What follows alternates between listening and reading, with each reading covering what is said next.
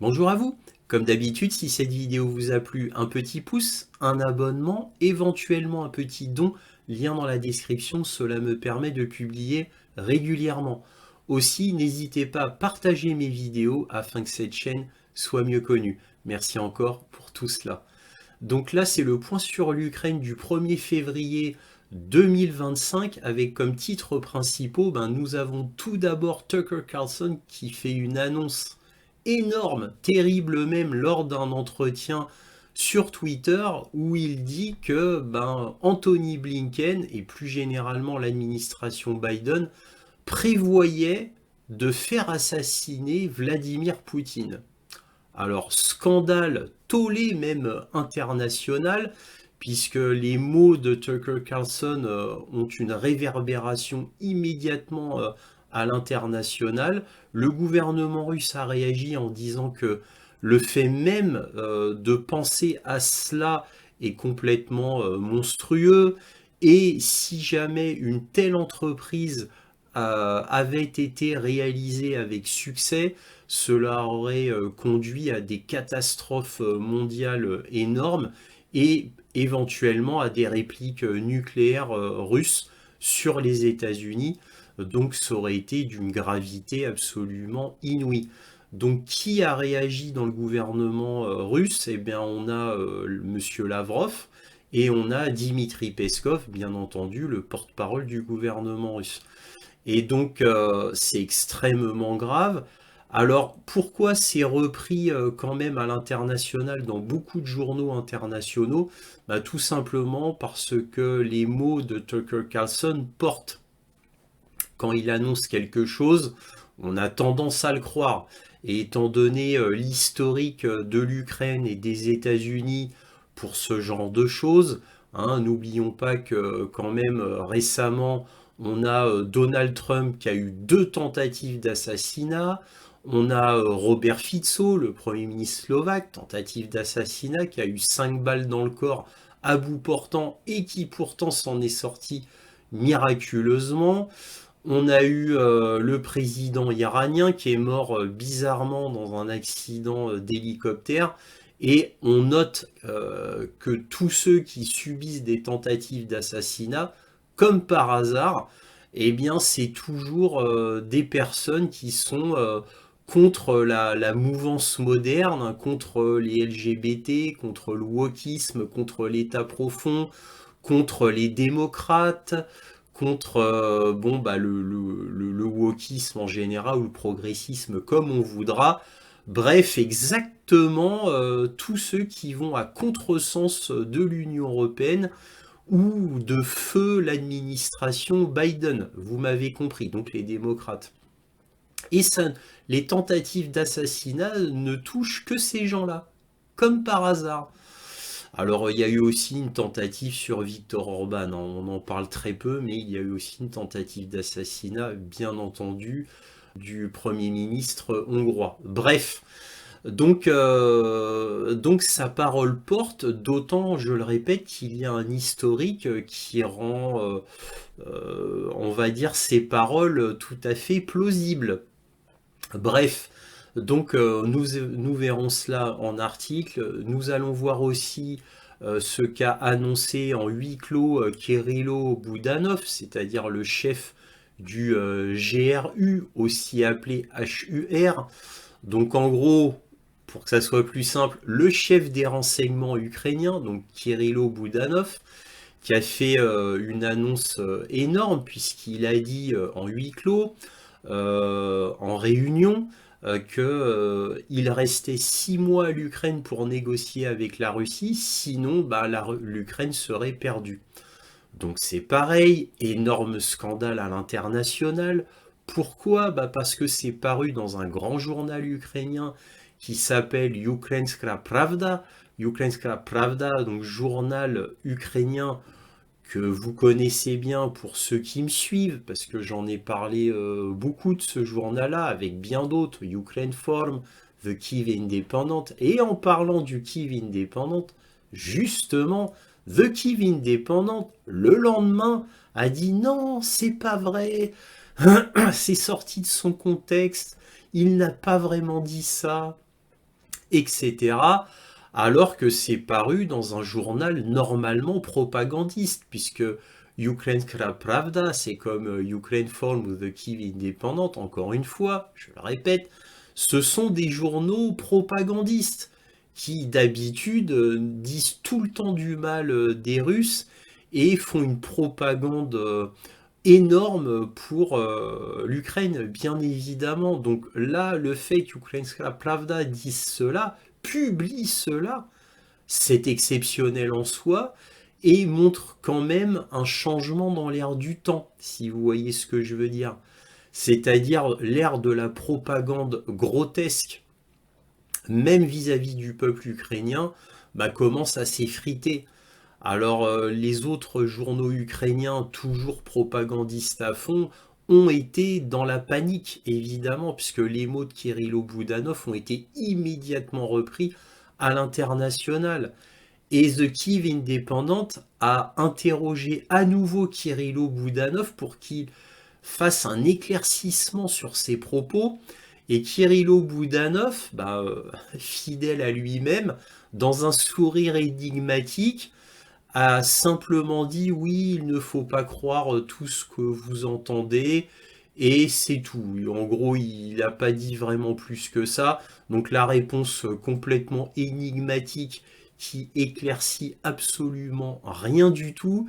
Donc, bref, on sent Kirilo Boudanov, parce qu'évidemment, ce qu'il a dit en huis clos, bien entendu que c'est vrai, sinon ça n'aurait jamais été repris par un journal ukrainien. Et le fait que, Kirilo Boudanov a dû être réinterrogé là-dessus, et lui qui donne une réponse évasive, presque énigmatique, en gros, bien sûr qu'il a dit ça, et il ne veut pas se dédire complètement, tout du moins. Donc, bref. Donc oui, donc tout ça sent extrêmement mauvais pour l'Ukraine, mais absolument sans surprise, c'est à l'image du front où tout s'effondre, comme je vous l'avais annoncé la semaine dernière. On a Velika Novosilka qui a été prise par les Russes, on a Toretsk qui est prise aussi par les Russes, on a Tchassivyar, c'est-à-dire, on a Velika Novosilka qui était un chaudron important qui tombe, Tchassivyar, Toretsk, plus ou moins en même temps, et c'était des positions du front très importantes. Alors certes, pas aussi important que Pakrovsk, mais quand même, on parle de Tchassivyar, ultra important, le plus grand verrou du front. On parle de Toretsk, qui était un petit verrou stratégique, mais aussi une base logistique importante. On a Velika Novosilka, aussi appelé Grande Novosilka, qui tombe, le chaudron s'est refermé. Bref, c'est une véritable catastrophe. Normalement, ça devrait faire l'objet des grands titres. Normalement, mon titre principal devrait être ça. Mais comme il y a eu l'intervention de Tucker Carlson et de Kirilo Boudanov, dont on parle partout dans les journaux internationaux, ça devient le titre principal. Mais ça devrait être ça le titre principal. En réalité, au niveau militaire pour l'Ukraine, c'est Tchassivyar et Toretsk. Et puis, plus secondairement, Velika Novosilka. Mais bref, donc le front s'effondre complètement, surtout on apprend que des généraux ukrainiens fuient. Donc, carrément, ils fuient éventuellement à l'étranger. Donc nous allons voir ça en article avec bien d'autres informations diverses comme d'habitude. Et comme d'habitude aussi, en seconde partie, on aura la carte militaire afin que vous ayez les dernières informations du front, que vous sachiez ce qu'il se passe sur le terrain. Donc carte militaire à surtout ne pas manquer. Voilà, commençons. Alors on va commencer fort avec un article de MSN qui nous dit « Tucker Carlson affirme que l'administration Biden a comploté pour assassiner Poutine ». C'est lui, Tucker Carlson. Lors d'une interview avec le journaliste Matt Taibbi, Tucker Carlson a affirmé sans preuve que l'ancien secrétaire d'État Anthony Blinken aurait poussé à une vraie guerre et que l'administration Biden cherchait à tuer Poutine. Carlson a suggéré que cette tentative présumée faisait partie d'une stratégie plus vaste visant à créer le chaos pour détourner l'attention de la dernière période de la présidence de Joe Biden. Il a qualifié de folie l'hypothétique tentative d'éliminer Poutine, ce qui est vrai, c'est une folie, se demandant qui contrôlerait la Russie et son arsenal nucléaire si un tel événement se produisait. Taibbi, qui a travaillé en Russie dans les années 1990, a approuvé les affirmations non fondées de Carlson, ajoutant qu'il ne voyait aucune valeur stratégique à permettre à l'Ukraine de mener des frappes à longue portée sur le territoire russe avec des armes occidentales. Voilà, bon, bref, voilà ce qu'on pouvait dire sur cet article, qui est quand même intéressant par le fait qu'il est sorti à l'international et que tout le monde en parle et que le gouvernement russe a répliqué à cela. Donc tout ça est très sérieux et étant donné, encore une fois, comme je l'ai dit en introduction, l'historique des États-Unis et de l'Ukraine, eh bien c'est tout à fait plausible, c'est tout à fait vraisemblable. Alors maintenant, Tucker Carlson aurait dû dire d'où il tenait cela, hein, parce que bon là il fallait révéler au moins pas le nom des sources, mais au moins quel type de source il avait pu avoir pour affirmer une telle chose, parce que c'est gravissime ce qu'il dit. Mais le problème, c'est que l'Ukraine, l'Angleterre et surtout les États-Unis ont commis tant d'actes terribles et innommables que, eh bien, on a tendance à croire tout naturellement les propos de Tucker Carlson. Alors, selon le journal La Pravda Ukraine, l'Ukraine pourrait cesser d'exister si aucune négociation sérieuse n'a lieu avant l'été, selon le chef du GUR. Alors, GUR, c'est en français, les Anglais ils disent GRU. Boudanov au Parlement. Donc le Boudanov, Kirilo Boudanov, c'est le chef du renseignement. Hein. Le GUR, c'est l'institution qui gère les renseignements ukrainiens. Et donc là, qu'est-ce qu'on apprend? On apprend donc Kirilo Boudanov dit avec son sourire froid: si des négociations sérieuses n'ont pas lieu avant l'été, des processus très dangereux pour l'existence même de l'Ukraine pourraient commencer. Alors voilà, donc ça c'est ce qui est dit dans un journal ukrainien. Et donc The Kyiv Independent, on apprend que les services de renseignement militaire démentent que leur chef ait donné à l'Ukraine jusqu'à l'été pour lancer des négociations ou mettre en danger l'existence du pays. Donc là, c'est ce que je vous disais en introduction. Donc évidemment, certains grands journaux ukrainiens ont été en panique et même le gouvernement de Zelensky a dû réagir. Donc Kirilo Boudanov a dû se faire taper sur les doigts. Et là, qu'est-ce qu'on peut lire? On peut lire que, bon, bah là, on va pas répéter la phrase que s'il n'y a rien qui est fait avant l'été avec les Russes, eh bien, l'existence même de l'Ukraine pourrait être, on va dire, engagée. Hein. Donc, voilà. Et c'est Ukrainska Pravda qui a publié cela en premier lieu. Le problème, c'est que moi, je suis allé sur Ukrainska Pravda, j'ai essayé de trouver cet article, mais je ne l'ai pas trouvé. Donc Ukrainska Pravda a dû obéir à un ordre du gouvernement et retirer l'article. C'est pour ça qu'il a fallu que je trouve un autre journal qui parle de cet article. Voilà, mais c'est Ukrainska Pravda, comme c'est dit là, qui a publié l'article originel. Voilà. Donc les services de renseignement militaire ukrainiens voudraient attirer l'attention sur le fait que la prétendue citation de Boudanov lors d'une session à huis clos et classifiée de la Rada en Ukraine n'est pas vraie. Voilà. Alors le HUR, voilà, c'est un des autres noms.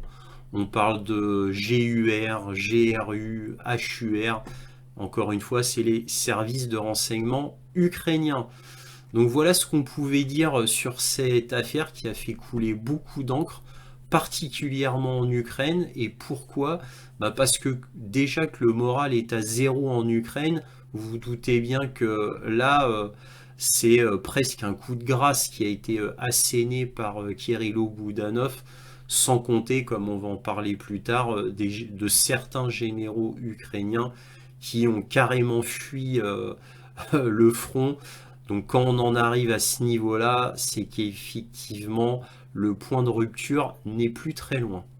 Alors là, je fais une petite aparté sur Kirilo Boudanov, sur le pourquoi de sa déclaration à la fin d'une session de la Rada, qui est quand même très très étonnante, parce que lui, c'était un propagandiste fou, hein.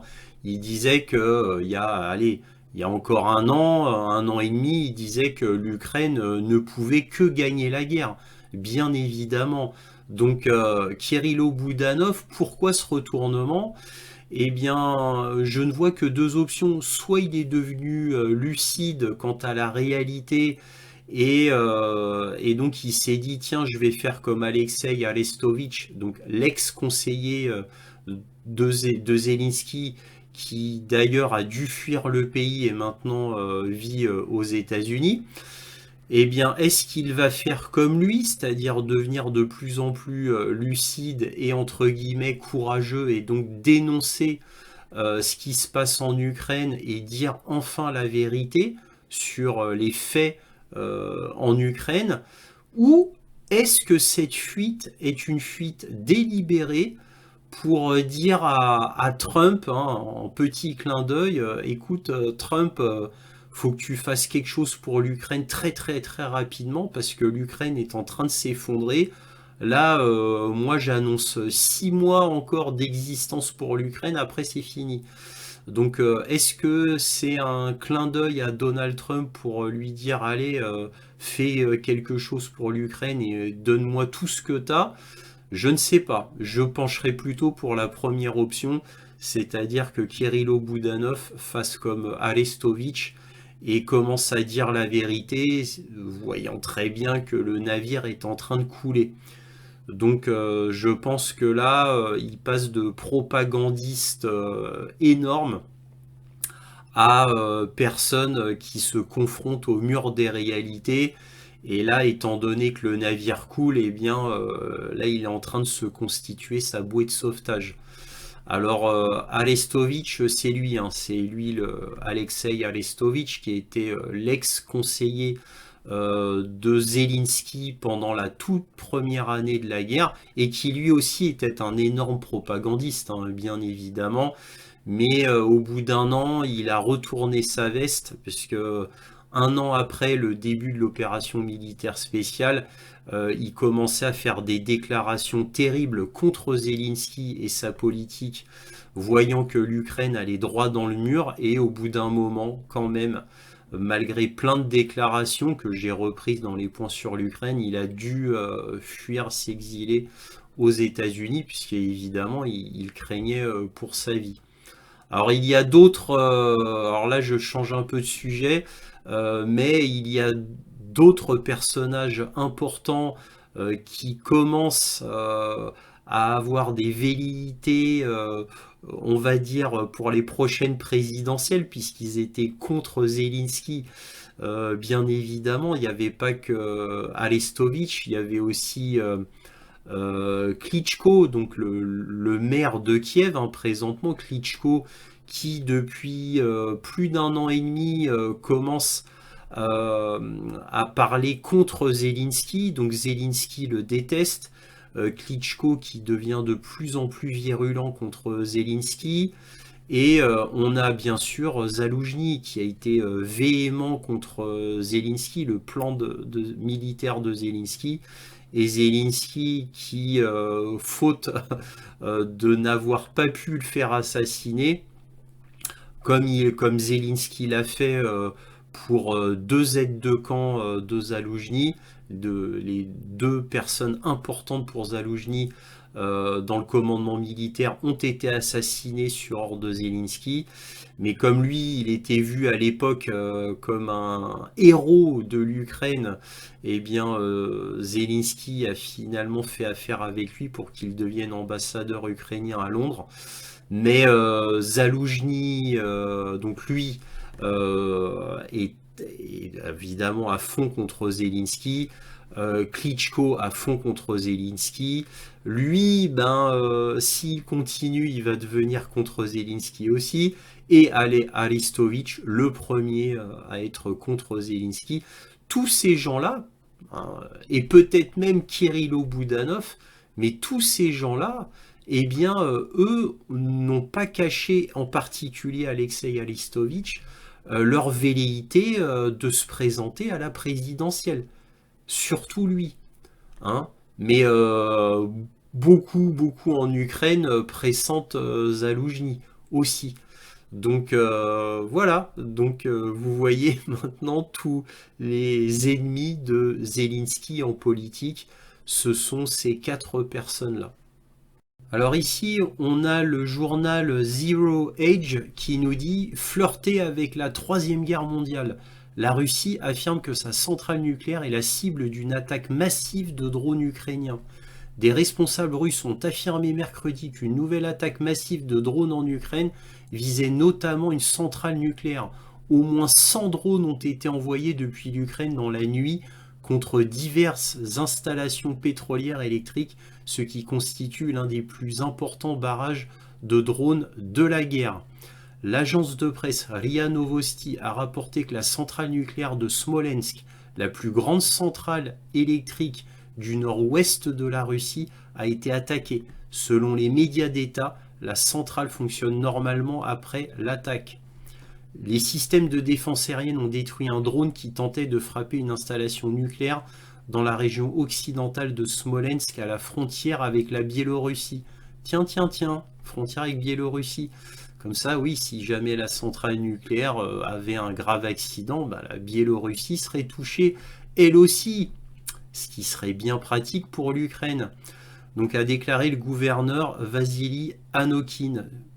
Donc ça c'est d'après France 24. Les autorités affirment que parmi les 104 drones qui ont attaqué la Russie, au moins 11 drones entrants ont été détruits au-dessus de la région de Smolensk, dont la partie occidentale borde la Biélorussie. Selon les autorités, au moins un de ces drones a été détruit par les systèmes de défense aérienne alors qu'il tentait de frapper le complexe nucléaire de Smolensk. Selon les informations préliminaires, l'un des drones a été abattu lors d'une tentative d'attaque contre une centrale nucléaire, a dit le gouverneur. Il n'y a eu ni victime ni dégâts. Pourtant, si cela est vrai, les Ukrainiens jouent ici avec le feu, dit le journal. Le genre de feu qui pourrait déclencher une troisième guerre mondiale et qui dépasse de loin toutes les lignes rouges de Vladimir Poutine. Et oui, parce que si jamais il était avéré que l'Ukraine visait délibérément la centrale nucléaire de Smolensk, évidemment dans l'intention de la détruire et donc de provoquer une catastrophe nucléaire, bien évidemment, là, la Russie serait obligée de répliquer. Donc maintenant, ça dépend avec quoi, parce que bon, c'est pas avec un drone qu'on fait exploser une centrale nucléaire, bien sûr. Ça, c'est des drones, c'est que, on va dire, pour attaquer. Là, pour faire vraiment de gros dégâts à la centrale nucléaire, faudra envoyer un missile, bien évidemment. Mais d'après vous, quel missile les Ukrainiens peuvent engager pour détruire, tout du moins en partie, une centrale nucléaire? Il n'y a pas le choix. C'est soit un attaque MS, soit un Storm Shadow. Il n'y a que ça. Hein. Les Ukrainiens n'ont que ça pour faire des dégâts sérieux. Donc qu'est-ce que ça voudrait dire? Si c'est les Storm Shadow, les Anglais pourraient être visés, voilà, par la Russie. Et si c'est un attaque MS, ça pourrait être les Américains. Voilà. Alors évidemment, là, on est dans un peu le scénario de la peur, hein, bien sûr. Mais bon, si les Ukrainiens font vraiment un coup de folie et lance plusieurs attaques MS ou plusieurs Storm Shadow sur Smolensk, on ne sait pas, hein. Parce que vous savez, dans stratégie militaire, le fait d'envoyer des drones sur la centrale nucléaire de Smolensk, s'ils sont sérieux, les Ukrainiens, je dis bien s'ils sont sérieux, c'est la procédure typique pour tester les systèmes de défense antiaérien de la centrale. C'est typique. Donc là, c'est comme ça qu'on évalue qu'est-ce qu'on pourrait faire pour frapper la centrale, sachant qu'il y a tel ou tel système antiaérien.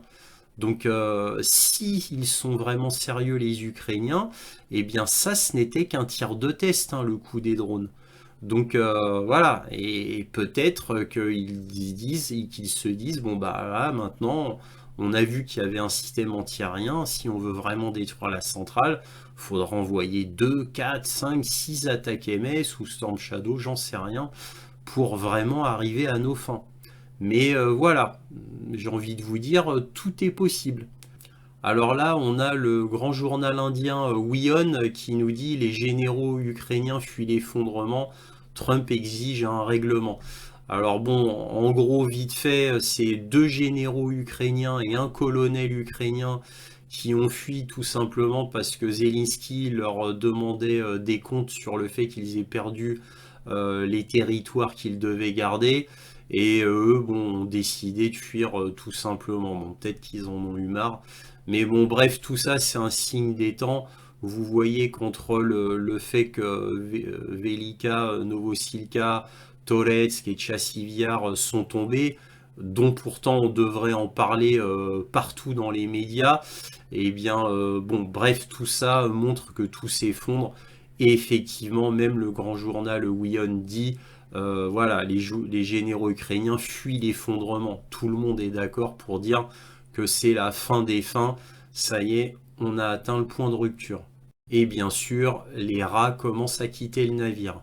Alors ici, un article de NBC News qui nous montre que l'Europe se prépare au pire, comme je vous l'avais déjà montré la semaine dernière. Donc l'Europe se prépare au scénario militaire le plus extrême, alors que la confrontation Trump-Poutine 2.0 commence.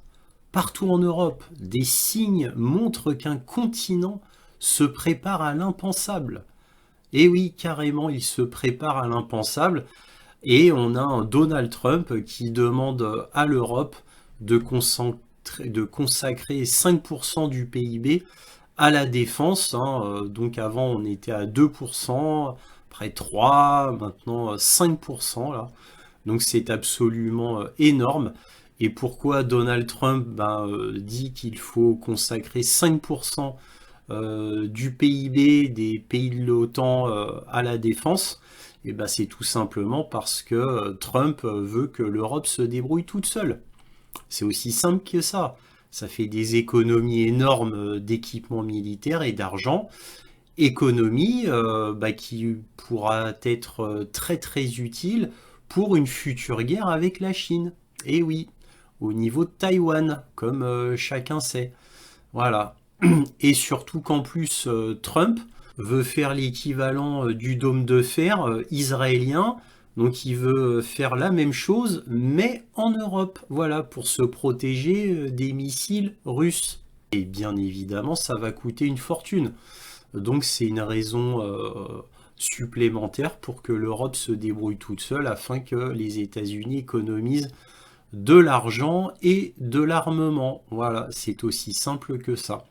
Alors évidemment, tout ça est complètement ridicule, hein, parce que là, ABC News nous dit l'Union européenne doit mettre fin à sa dépendance militaire envers les États-Unis et s'armer pour survivre, hein, déclare Tusk, hein, donc le Premier ministre polonais. Ah oui, pour survivre, hein. Ah ouais, là on est carrément dans la survie, parce que c'est clair que dans peu de temps, la Russie va vouloir envahir l'Europe, hein, bien évidemment. Alors, je sais pas, dans les médias occidentaux, on nous dit que la Russie est faible, ça y est, qu'elle a épuisé ses munitions, qu'elle se fait massacrer sur le terrain, etc., qu'elle avance petit pas par petit pas, qu'elle est incapable de prendre les 4 oblasts russes, etc., qu'il lui faudra 10 ans pour arriver à Kiev. Hein, tout ça, on entend tout ça dans les médias. Hein. Et pourtant, la Russie, d'un autre côté, elle est tellement puissante qu'elle pourrait s'emparer de l'Europe si toute l'Europe ne s'armait pas convenablement. Donc vous voyez le ridicule de la chose. Et en plus, quelle menace? De quelle menace parle-t-on? De quoi la Russie menace-t-elle l'Europe? Quels sont les signes qui nous montrent que la Russie veut envahir ne serait-ce que toute l'Ukraine? Qu'est-ce qu'on a comme signe? Qu'est-ce qu'on a comme document, comme preuve, comme allégation d'un membre du gouvernement russe qui dit que voilà, c'est le plan de Vladimir Poutine depuis le début, c'est de s'emparer de toute l'Europe. Voilà. C'est où ça? C'est où qu'on voit ça? Donc vous voyez, là, ce sont des menaces inventées, bien évidemment, pour faire peur à la population, afin de consacrer beaucoup plus d'argent à l'armement, et qui dit beaucoup plus d'argent à l'armement, qui était pourtant, le budget de la défense, qui était pourtant la variable d'ajustement pour justement mettre plus d'argent dans les hôpitaux, pour la sécurité sociale, la justice, etc. C'était la variable d'ajustement, la défense. Et ben là, non, on fait tout l'inverse. Alors qu'on est dans une situation d'effondrement, de crise énergétique, de crise sociétale, et que rien ne va plus en Occident, comme jamais on a connu dans toute l'époque moderne, eh bien, nous, on fait tout le contraire. Au lieu d'aider la société, eh bien, on va aider à renforcer la peur et à renforcer les défenses militaires. Pourquoi faire? Eh bien, pour nous sauver du monstre russe, bien sûr, qui convoite toute l'Europe et veut être le maître du continent, bien évidemment. Mais bon, c'est ce que veut l'Union européenne et c'est ce que veut Washington. Alors si c'est ce que veut la Commission européenne et Washington, eh bien le peuple n'a qu'à bien se tenir, et le peuple n'a qu'à baisser la tête, obéir et accepter tout cela. Puisque nous ne sommes plus en démocratie, bien évidemment.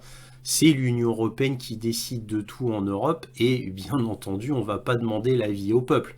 Ce serait incongru de demander l'avis des peuples européens. Ce serait complètement incongru de penser que nous allons être dans une démocratie.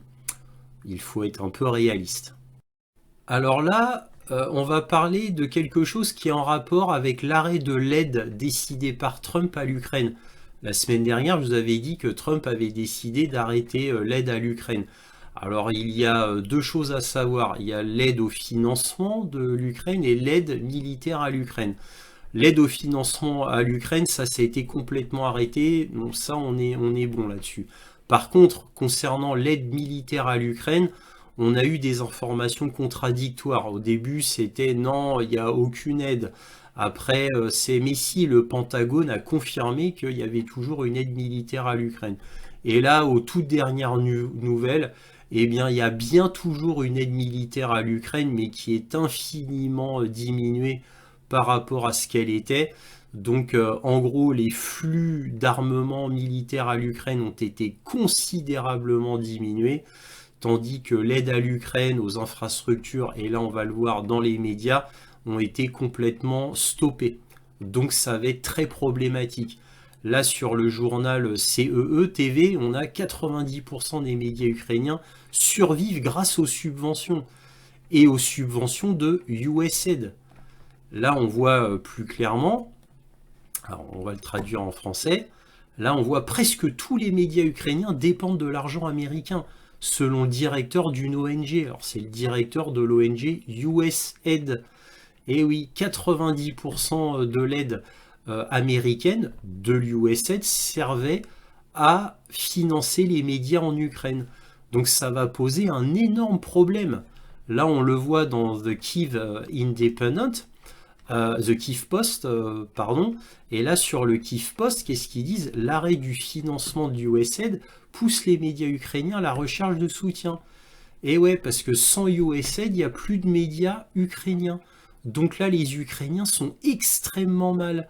Bah oui, comment faire pousser la propagande? Comment dire aux gens, bah maintenant, vu il va bientôt plus y avoir de médias, puisque 90% des médias sont financés par USAID, USAID ne les finance plus, donc il y a déjà beaucoup de médias qui ont été arrêtés en Ukraine. Comment vont-ils faire pour persuader les jeunes d'aller se battre?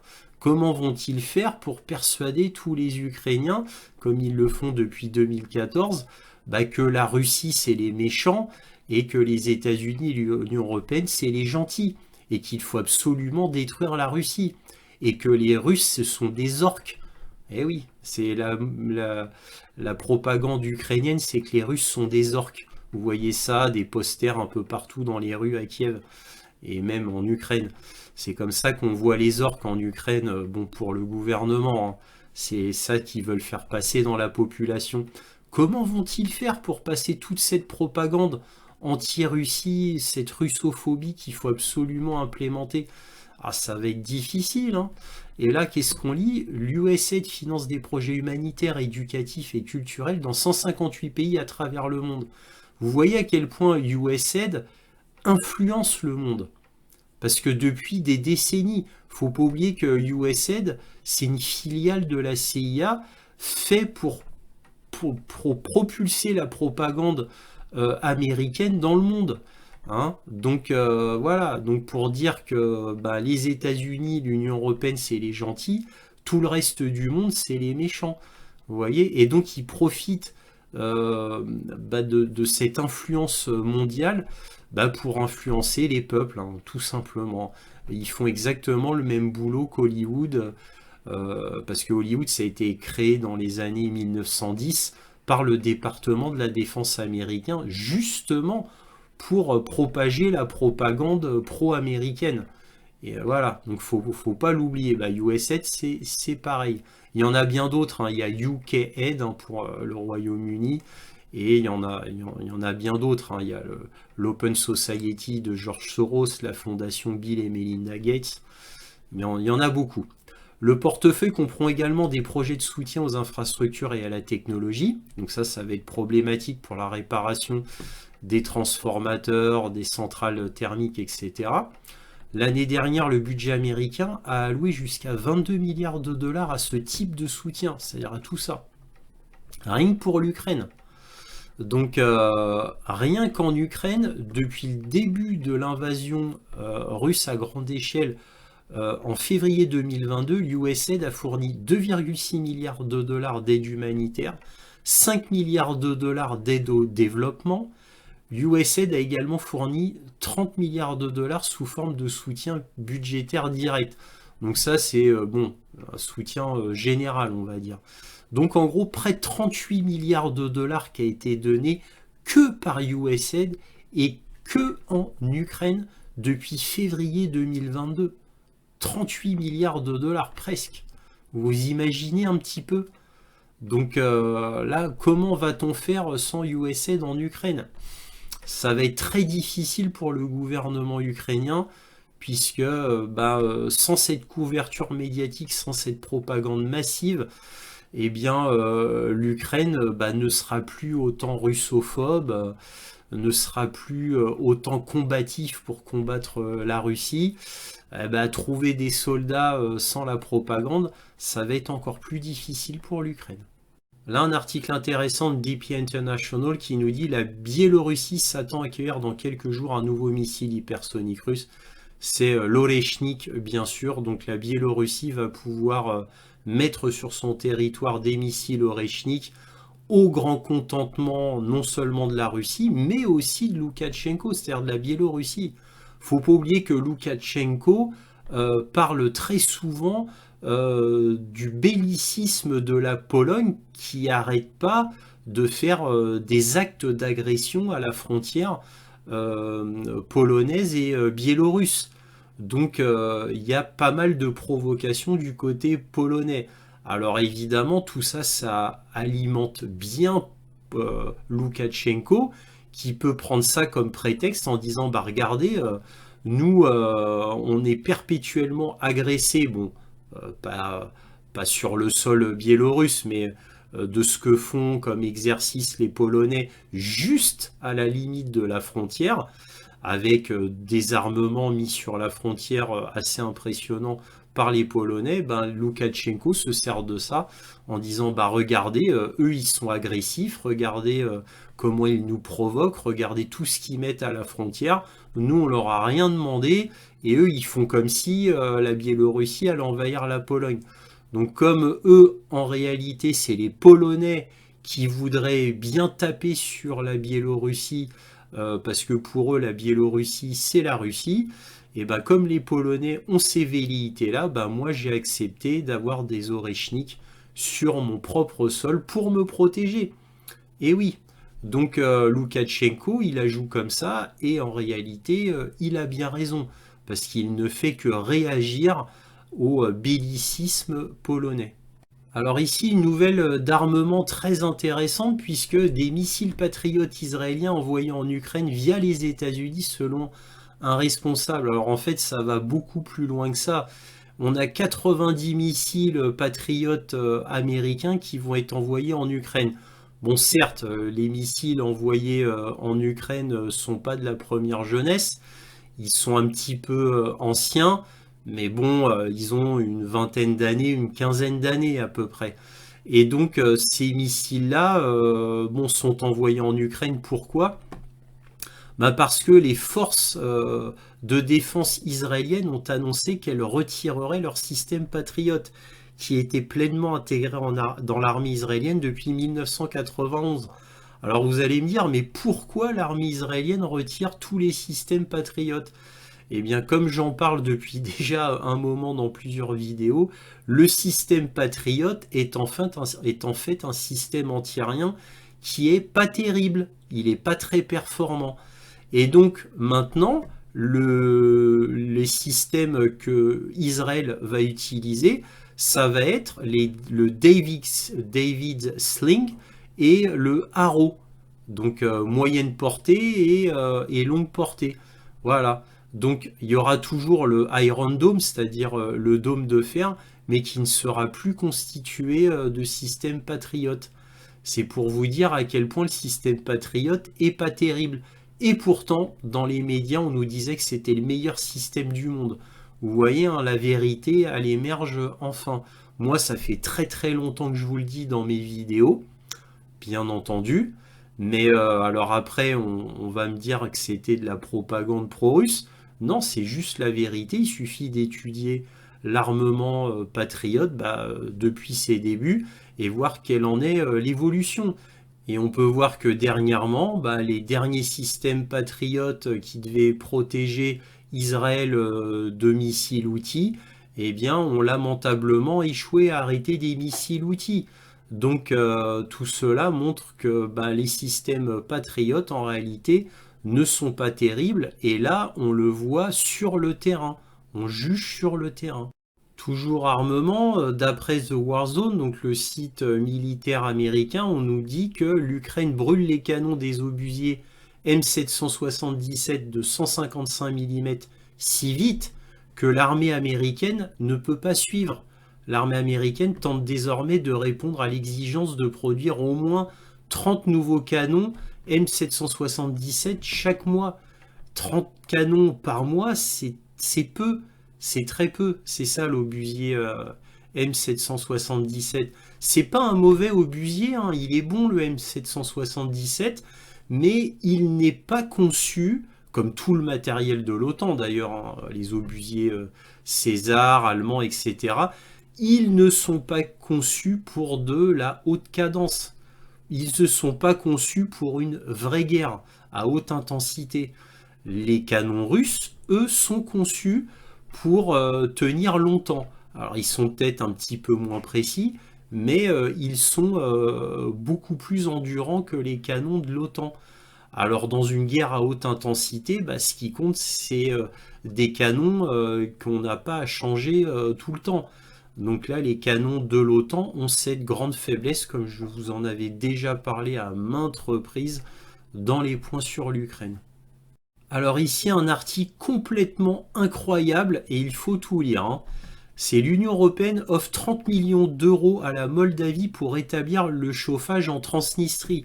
Alors quand vous lisez ça, vous dites ah bah c'est bien, l'Union européenne aide la Transnistrie via la Moldavie, alors que la Transnistrie c'est en gros c'est la Russie, hein, pourrait-on dire. Alors que la Transnistrie c'est l'ennemi absolu de la Moldavie et donc de l'Union européenne. Et pourtant l'UE offre 30 millions pour aider la Transnistrie. On se dit c'est bien, mais alors bon, ok, ils donnent ça. Et regardez ce que dit Ursula von der Leyen. Ursula von der Leyen a nous dit, en plein hiver, plus de 350 000 habitants de la région de Transnistrie sont laissés dans le noir et dans le froid parce que la Russie a décidé de stopper ses livraisons de gaz. Vous vous rendez compte un peu de ce qu'elle ose dire? C'est un mensonge inouï, un mensonge inouï. La terre entière sait que c'est Zelensky qui a décidé d'arrêter tout gaz russe à l'intérieur du pays, c'est-à-dire à l'intérieur de l'Ukraine, il a interdit tout passage de gaz russe, donc hop, tout a été arrêté, et elle ose dire que c'est la Russie qui a bloqué le gaz en Ukraine. Vous vous rendez compte un petit peu? C'est la folie pure. Donc là maintenant, elle est tellement dans l'impunité qu'elle ose dire des mensonges aussi gros que ça. Et plus c'est gros, plus ça passe, hein, vous allez me dire. Bon, enfin bref, voilà, mais on n'est plus à ça près maintenant, on ne s'étonne plus de rien. Alors ici, un article très intéressant qui dit Zelensky annonce des mesures contre les traîtres. Les autorités ukrainiennes ont mené samedi des actions contre les traîtres, a déclaré Zelensky dans son discours. Voilà, et donc le SBU travaille pour traquer tous les traîtres qui ont affaibli notre État et notre société ukrainienne. Voilà, alors bah oui, effectivement, il y a énormément de traîtres, c'est-à-dire d'Ukrainiens qui en réalité travaillent pour la Russie. Alors là, d'après ce qu'on peut lire, c'est des Ukrainiens au début qui croyaient et puis qui ont été retournés, c'est-à-dire qui ont vu la réalité en face et qui ont vu en fait quel était le vrai camp du bien et le vrai camp du mal. Alors il y en a qui ont ouvert les yeux et il y en a qui ont toujours été pro-russes, hein, c'est-à-dire des Ukrainiens soit qui étaient russophones, soit des Ukrainiens de l'Ouest qui n'étaient pas russophones, mais qui ont vu que leur gouvernement était pourri et qui a mené l'Ukraine à la catastrophe, et donc ont décidé d'aider les Russes. Voilà, et donc il traque tous ces traîtres. Et il y en a tellement que il est obligé de prendre des mesures, même contre son propre peuple, qui se retourne contre son gouvernement. Et oui, parce qu'il y en a tellement maintenant. Avant, c'était impensable ce genre de choses, mais il est obligé de sévir parce que ça devient massif au sein de l'Ukraine. Donc le SBU a beaucoup de travail pour lutter contre son propre peuple qui est devenu un petit peu trop lucide, j'ai envie de vous dire, ou qui a découvert malheureusement la vérité malgré la propagande massive. Alors là, une nouvelle un peu décevante, mais quand même importante, qui vient du Financial Times, qui nous dit que l'Union européenne renouvelle ses sanctions contre la Russie après que la Hongrie a abandonné sa menace de veto. Alors pourquoi la Hongrie a abandonné sa menace de veto et que les sanctions contre la Russie vont pouvoir continuer pour 6 mois, puisque les sanctions sont renouvelées tous les 6 mois et doivent être faites à l'unanimité, hein, par vote.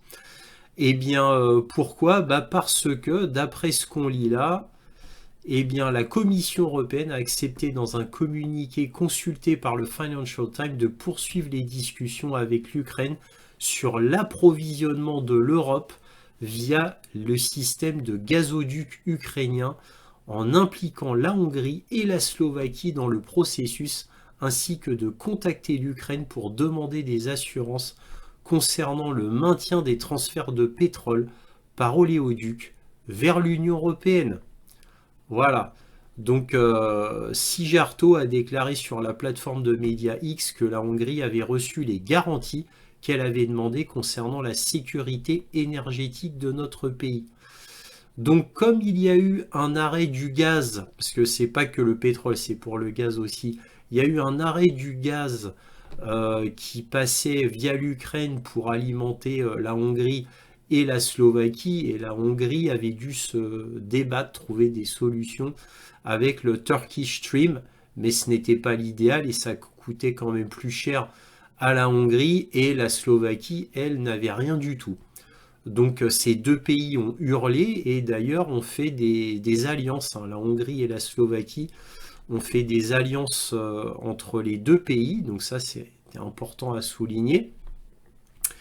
Et donc Viktor Orban avait dit, si vous ne me garantissez pas l'arrivée du pétrole et du gaz qui vient de l'Ukraine, eh bien moi je ne voterai pas pour les sanctions contre la Russie. Donc en gros la Russie n'aurait plus eu de sanctions de l'Union européenne. Mais là l'Union européenne a dit, ne t'inquiète pas, on te garantit l'arrivage de gaz ainsi que de pétrole. Donc bon, bah très bien. Alors le Viktor Orban, il a dit, bon bah d'accord, j'ai reçu des garanties, donc c'est bon, je vote aussi les sanctions contre la Russie. Bon, voilà. Alors nous verrons si l'Ukraine tient la promesse et fait véhiculer le gaz en Ukraine pour alimenter la Hongrie, la Slovaquie. Nous verrons, mais je serais quand même très étonné que Zelensky accepte de rouvrir les robinets du gaz.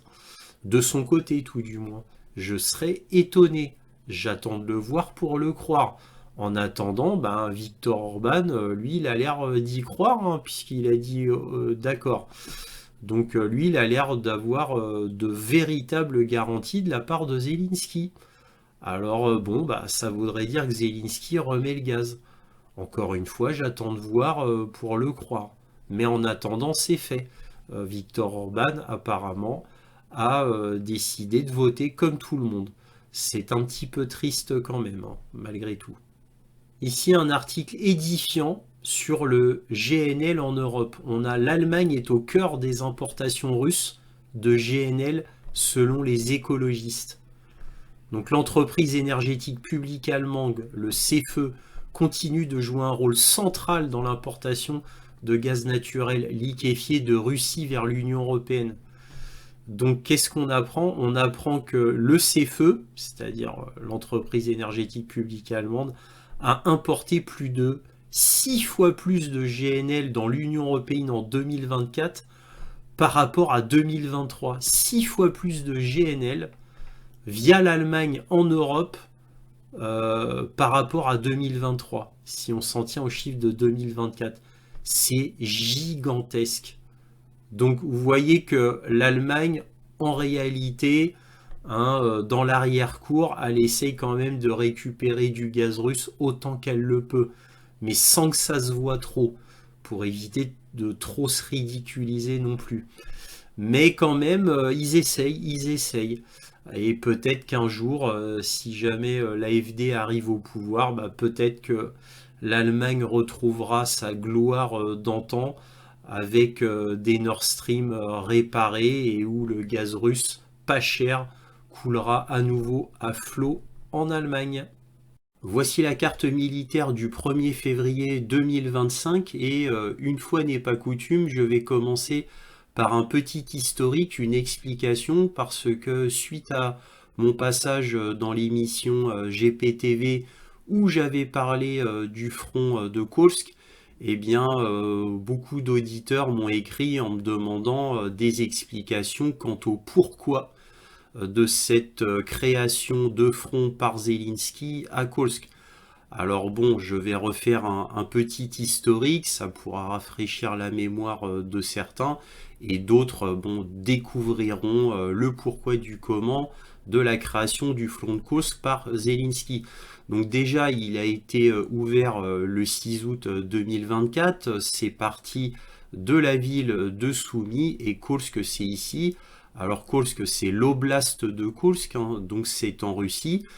Et donc à l'époque, officiellement, je dis bien officiellement, dit par le gouvernement ukrainien, le front de Kursk a été ouvert pour affaiblir le front, vu que les Ukrainiens se débattaient sur le front de l'Est, ils n'y arrivaient pas. Eh bien, ils ont décidé d'ouvrir un front à Kursk pour obliger les forces russes qui étaient sur le front à aller aider leurs compagnons à Kursk, donc Kursk en Russie. Et malheureusement, ça ne s'est pas passé comme ça, puisque déjà le peu de forces russes qui étaient à Kursk se sont très bien battues, mais comme la région à côté de Belgorod a été attaquée à maintes et maintes reprises, ainsi que la région un petit peu plus au nord de Bryansk, eh bien, il y avait beaucoup de forces à Belgorod et déjà un peu de forces à Bryansk, qui ont aidé l'oblast de Kursk. Et en plus, on a, d'après ce que j'ai lu, même si ça reste à confirmer, paraît-il qu'il y aurait eu 20 000 forces tchétchènes qui auraient appuyé Kursk, donc ça a beaucoup aidé, et sans compter toutes les forces qui étaient en Russie, qui se sont jetées sur Kursk, donc sans avoir besoin de faire appel à la moindre force du front. Donc les Russes, en fin de compte, avaient eu suffisamment de force pour renforcer Kursk et même prendre le pas. Alors on prête à l'attaque de Kursk l'intention de prendre la centrale nucléaire de Kursk qui est ici. Alors bon, peut-être que c'était l'intention aussi cachée du gouvernement ukrainien, mais je tiens à rappeler qu'au maximum de la force ukrainienne à Kursk, ils se sont arrêtés ici, c'est-à-dire à 45 km de la centrale de Kursk. Alors bon, moi j'ai un petit doute quant au fait que c'était leur but en réalité de prendre la centrale de Kursk. Alors peut-être que c'est ça, mais je n'en suis pas sûr. Faut pas oublier encore une fois que au maximum de leur force, les Ukrainiens se sont arrêtés ici, donc à 45 km de la centrale nucléaire de Kursk, c'est-à-dire très très loin. Alors bon, bref, en tous les cas, voilà l'origine officielle.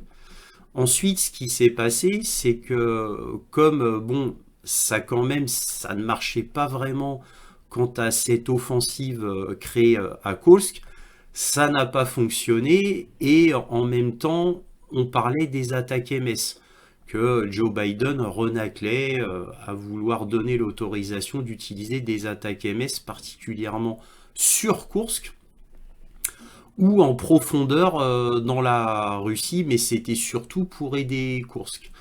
Et donc il renaclait, et tout d'un coup, un jour, on a la Corée du Sud qui dit ah, il y a des soldats nord-coréens vers Vladivostok, et on sait qu'il y a 2700 soldats nord-coréens qui se dirigent sur Kursk.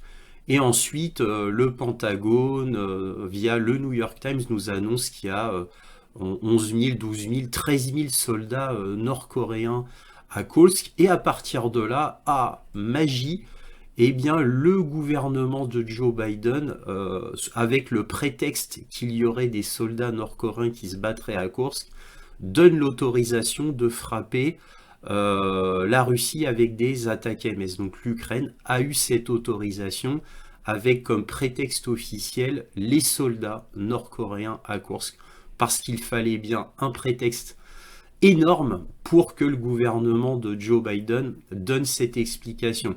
Évidemment, le coup des Nord-Coréens a été inventé par Washington. Washington a donné l'ordre à la Corée du Sud d'inventer cette histoire. L'Ukraine a marché avec, bien évidemment, et ça permettait d'avoir un prétexte officiel énorme, parce qu'il fallait un énorme prétexte, vu que pendant 2 ans, l'administration de Joe Biden disait non.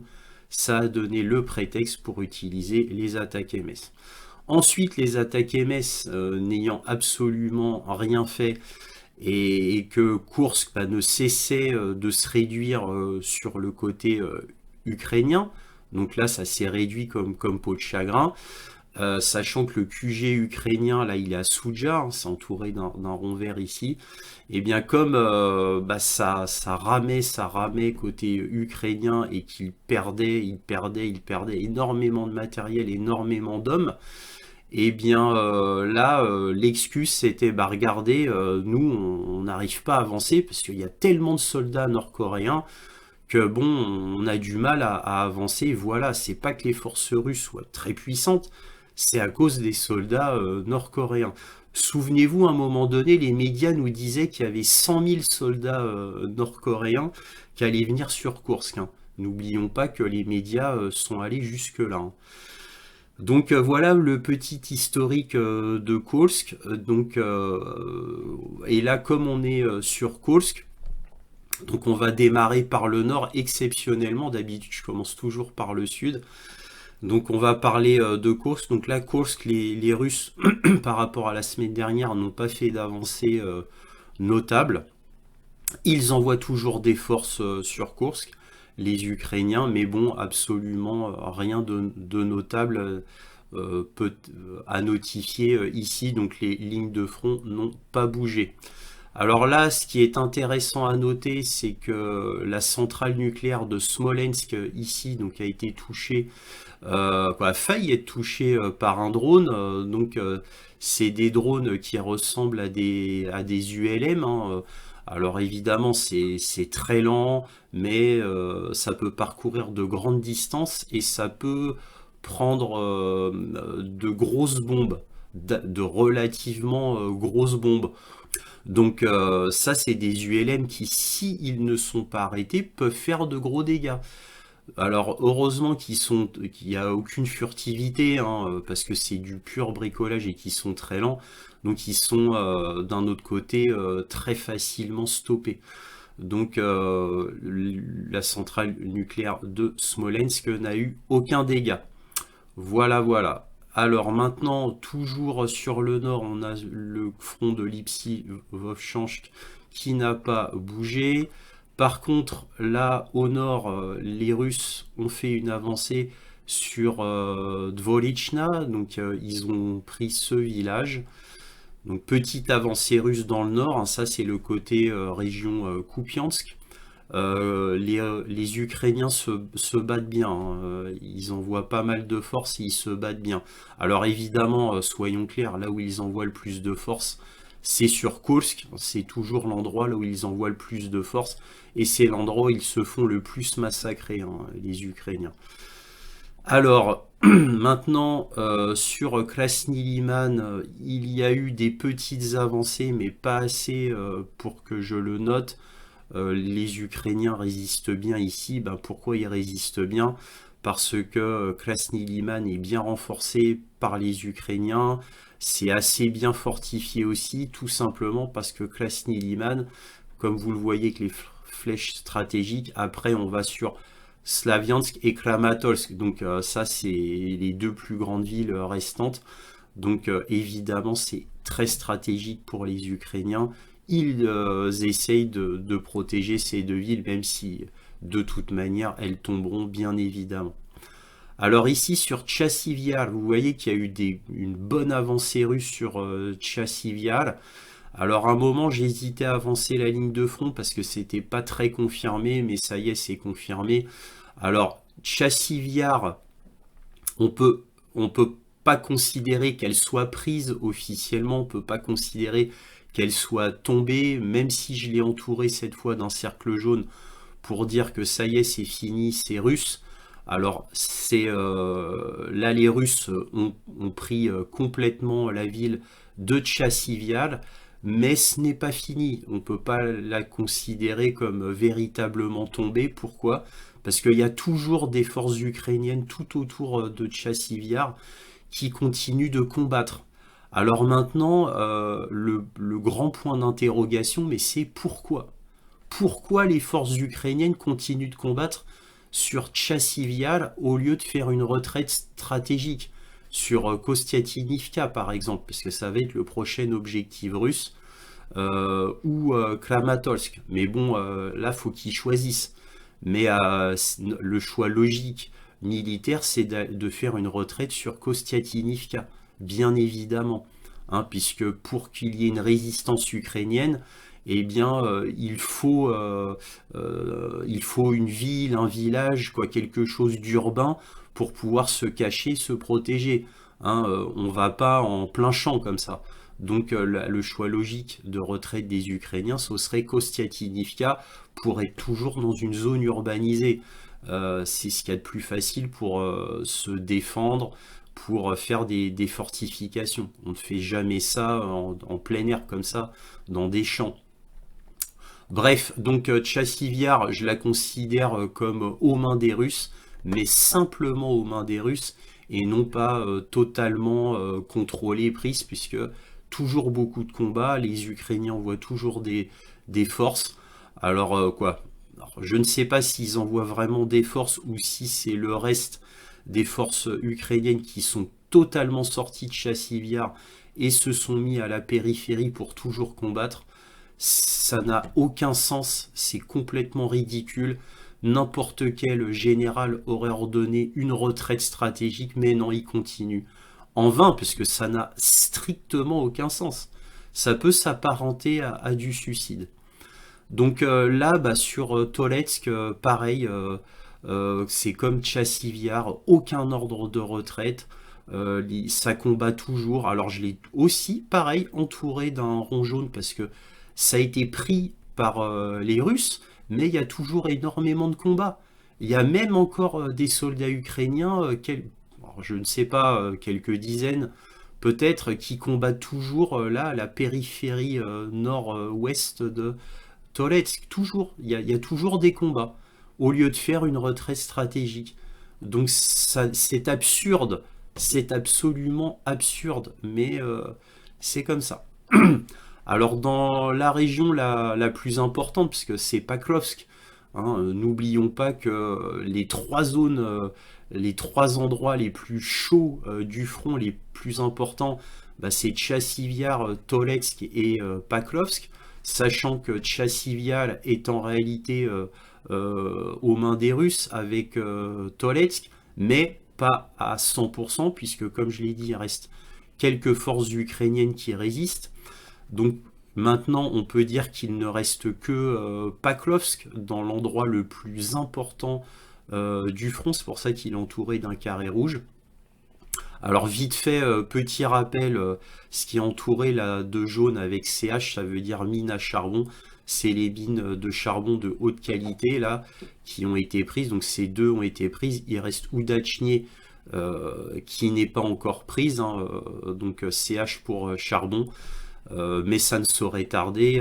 Là, les Russes n'ont pas vraiment avancé là sur ce front nord, côté Pakrovsk. Hein, donc évidemment, comme c'est l'endroit le plus important du front, eh bien les Ukrainiens envoient énormément de renforts. Et il faut savoir que ce côté de Pakrovsk, il y a au moins trois lignes de front, trois lignes de défense. Principalement avec des dents de dragon et des tranchées.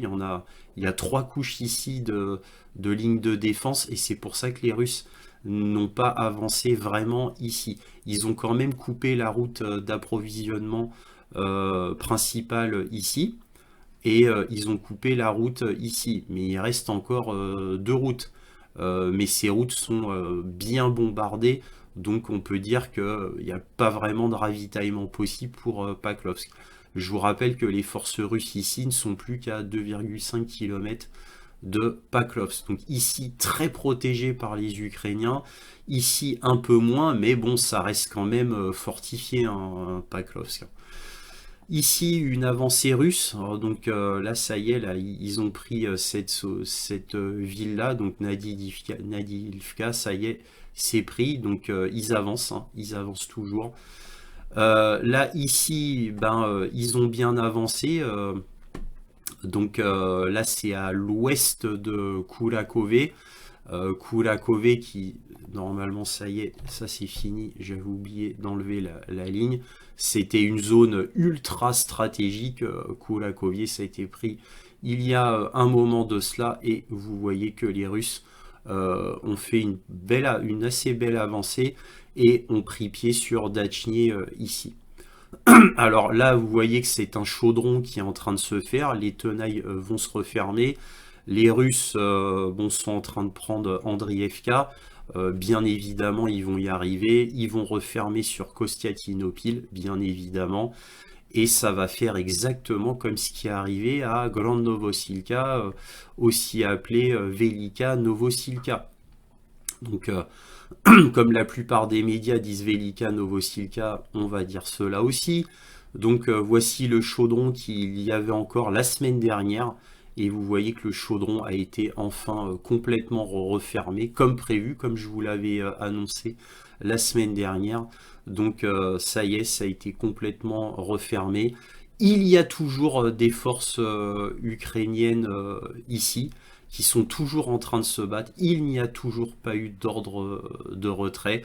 Voilà. Ah, j'ai oublié de vous dire, ici, apparemment, dans ce chaudron-là, il y aurait encore 10 000 soldats ukrainiens en train de se battre. D'après ce qu'on lit dans les rapports de blogueurs russes, est-ce vrai, est-ce faux, je ne le sais pas. Ça me paraît un peu beaucoup quand même, hein.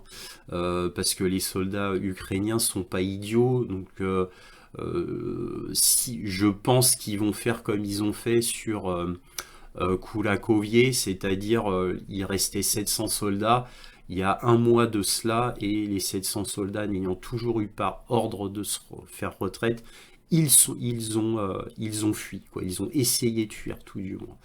Donc là, je suppose que bon, bah, il y en a beaucoup qui vont essayer de fuir, je le suppose, et désobéir aux ordres, mais aucun ordre de retrait donné aux forces ukrainiennes. Donc là, ce chaudron-là, bah, fallait que ça soit pris par les Russes. Il était très important, un peu plus petit que celui-ci, mais important parce que les Russes, qu'est-ce qu'ils vont faire? Alors, soit ils vont prendre ce chapelet de petites villes, soit ils vont aller sur la mine de lithium de Shevchenko.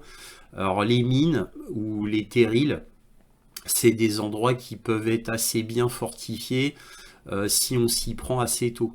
Donc je ne sais pas alors, ce qu'ils vont faire. Moi je pense qu'ils vont plutôt s'attaquer au chapelet de ville, parce que là ce n'est pas très stratégique comme endroit.